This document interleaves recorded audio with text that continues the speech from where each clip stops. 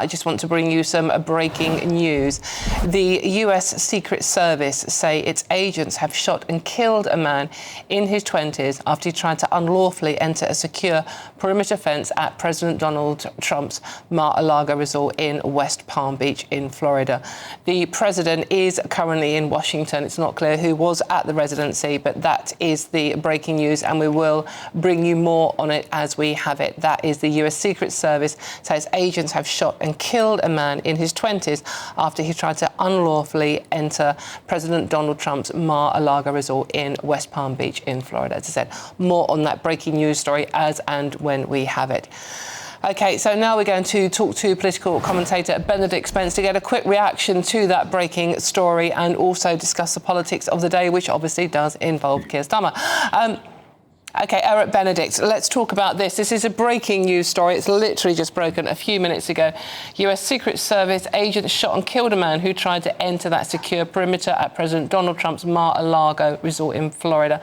We believe he's in his 20s, and we believe we know the president is currently in Washington. Can I have your reaction on this one, please? I mean, obviously, we have very limited information at the moment, but I think it's just another reminder of the nature of political violence in the United States and the febrile atmosphere that pervades a lot of it. And, you know, we've had, obviously, since the start of the year, a number of shootings related to political activities, not necessarily of politicians, but in Minnesota, of course, very high profile. And, you know, this is, let us assume that this is an attempt to access the president for nefarious reasons. It would be third, fourth that we know of since the start of his re-election cycle. Nothing new in the United States. I know it's shocking to all of us here. This is a fairly frequent occurrence, but nonetheless, just a reminder of the nature of political discourse in that country, I think. Yeah, I mean, Benedict, obviously, you know, there is the endless debate we have about guns and gun law in America. We see so many school shootings there, which are always horrific. We saw the recent instances with the ICE teams, the Immigration Customs Enforcement officers, shooting protesters. And also, we also obviously know that the president has had several attempts on his own life. We do. And of course, there's been the uptick in violence related to, for instance, transgender individuals in the United States. Of course, there is always the looming threat of Islamist terrorism there, as much as in Europe as well. You know, there are just a multitude of things. And of course, there's also the furore over the Epstein files and a lot of conspiracy theories around that, about potentially the president's own involvement. That is something that a lot of people are more than happy to try to push. There are any number of motivations for why it is that people would try to access or get close to the president. And that's, of course, not just taking into account the fact that very often there are just very damaged people who don't need much of a motivation. Yeah, obviously. And it doesn't feel that long ago since Charlie Kirk was brutally murdered in front of a whole crowd of people. Of course. And, you know, again, the sort of the visceral nature of that and the visceral nature of the attempt on Donald Trump's life that very nearly did kill him. I think that, you know, that this is just being further and further sort of ingrained in US political life. The nature of social media, of course, now means that you have sort of constant access to these things when they actually happen, because there are so many lenses on people. Now, of course, as we say, breaking news, don't necessarily know what the motivation was.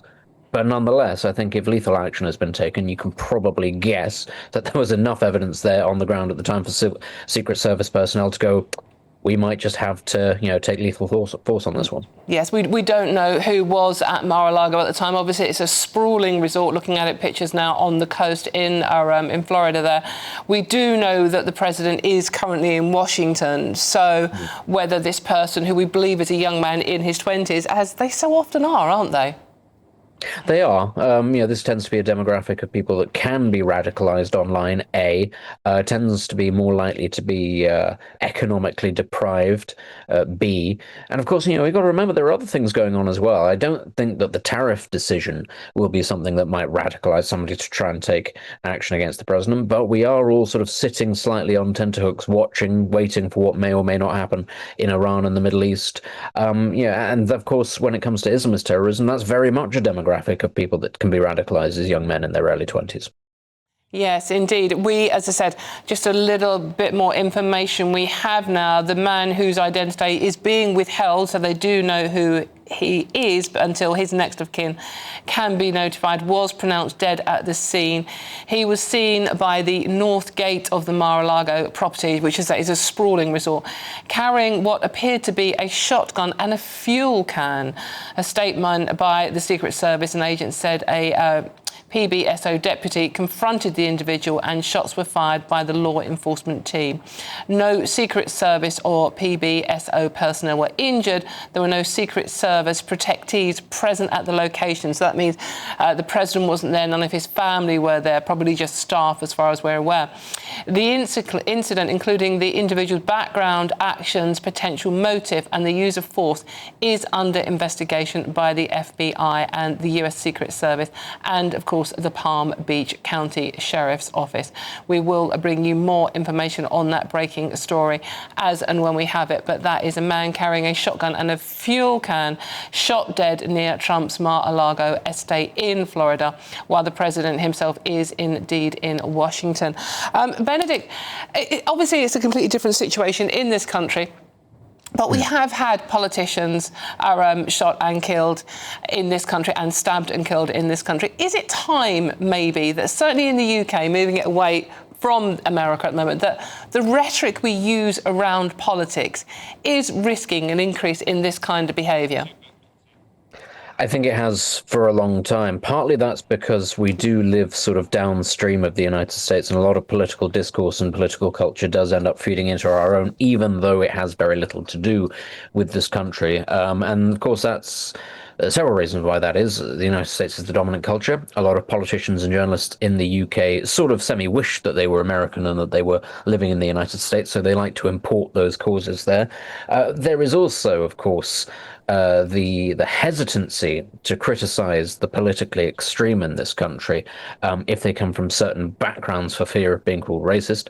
And that in itself is a byproduct of the UK's own fetishization of the Second World War and its role in overthrowing Nazism and its opposition, therefore, to Nazism. And therefore, into the political discourse of this country comes the idea that you can set yourself up against almost anything as long as you call it fascist, because to be fascist is to be bad, but therefore also you can justify violence. That's something that we have seen in the United States. If you just label somebody a Nazi or a fascist, well, we all know what Nazis and fascists are, and it's acceptable to be violent to them. So I think that a lot of that violence does come downstream of that.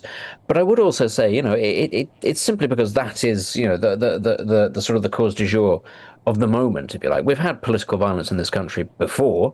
People will remember, of course, the campaigns of the IRA and the attempts on conservative politicians in this country and other establishment figures. So it's not new, I don't think, but I do feel that we are sort of shifting into a new era of political violence. The IRA was something very specific in terms of what it would consider a liberation struggle in a part of the United Kingdom, whereas increasingly violence, or at least the rhetoric around the violence, is harder to actually determine what the aims are. It's more sort of a sense of, we don't like these people, we don't like what this is, so we're going to push back against it violently, whereas at the very least with the IRA, it was a movement for something, towards something. So I think that's the major difference now. It's no longer organized and aimed, it's much more just sort of, if you like, quite blind in terms of its rage against something very non-descriptive.